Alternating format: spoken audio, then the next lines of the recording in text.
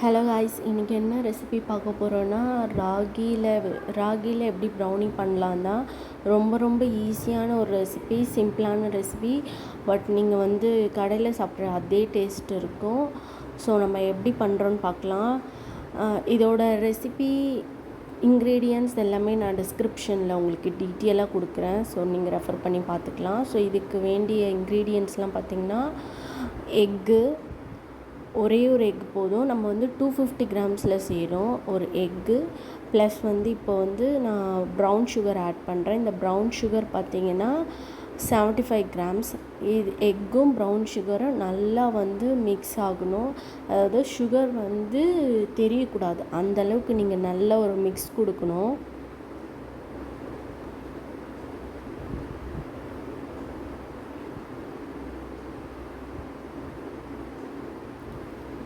நல்லா பீட் பண்ணதுக்கப்புறம் 1 teaspoon vanilla essence add பண்ணிக்கோங்க. ஸோ மூணுமே நல்லா மிக்ஸ் ஆகிற அளவுக்கு நல்லா பீட் பண்ணிக்கோங்க விஸ்க் வச்சு.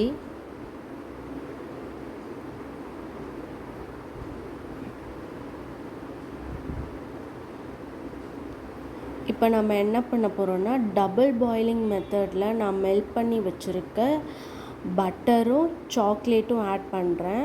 பட்டர் பார்த்திங்கன்னா 50 கிராம்ஸு, சாக்லேட் பார்த்திங்கன்னா 75 கிராம்ஸு.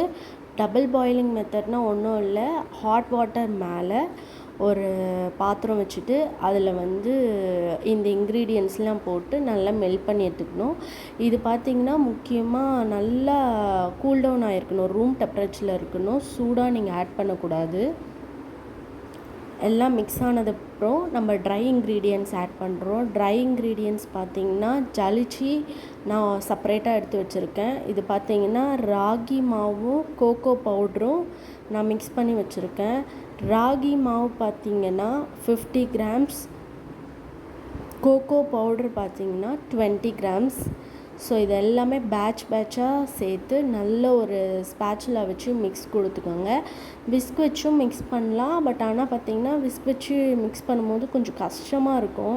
ஏன்னா பேட்ரு பார்த்திங்கன்னா கொஞ்சம் திக்காக இருக்கும்.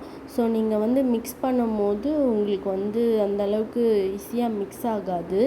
ஸ்பேச்சுலா வச்சு பண்ணும்போது உங்களுக்கு போர் பண்ணும்போதும் ஈஸியாக இருக்கும், க்ளீன் பண்ணுறதுக்கும் ஈஸியாக இருக்கும். நெக்ஸ்ட்டு பார்த்திங்கன்னா, நீங்கள் எதில் பேக் பண்ண போகிறீங்களோ அந்த பேன் எடுத்து அதில் பார்த்திங்கன்னா பட்டர் பேப்பர் போட்டு ஆயிலில் க்ரீஸ் பண்ணிவிட்டு நான் பேட்டர் அதில் போர் பண்ணிக்கிறேன். நான் யூஸ் பண்ணுறது பார்த்திங்கன்னா 6 இன்ச்சு பேனு. ஸோ இதை நல்லா என்ன பண்ணுங்க, நல்லா ஸ்ப்ரெட் பண்ணிக்கோங்க. ஏதாவது நைஃபு இல்லை ஏதாவது ஒரு டூத் பிக் அந்த மாதிரி வச்சு நல்லா ஸ்ப்ரெட் பண்ணி ஈவனாக ஸ்ப்ரெட் பண்ணிக்கோங்க. அப்போ தான் ஈக்குவலாக பேக் ஆகும். நான் பார்த்திங்கன்னா 10 மினிட்ஸ் ப்ரீ ஹீட் பண்ண ஓடிஜியில் 30 மினிட்ஸ் 170 டிகிரியில் top and bottom rod on பண்ணி பேக் பண்ணி எடுத்துக்கிட்டேன். ஸோ நல்லா கூல் டவுன் ஆக விட்டுடும்.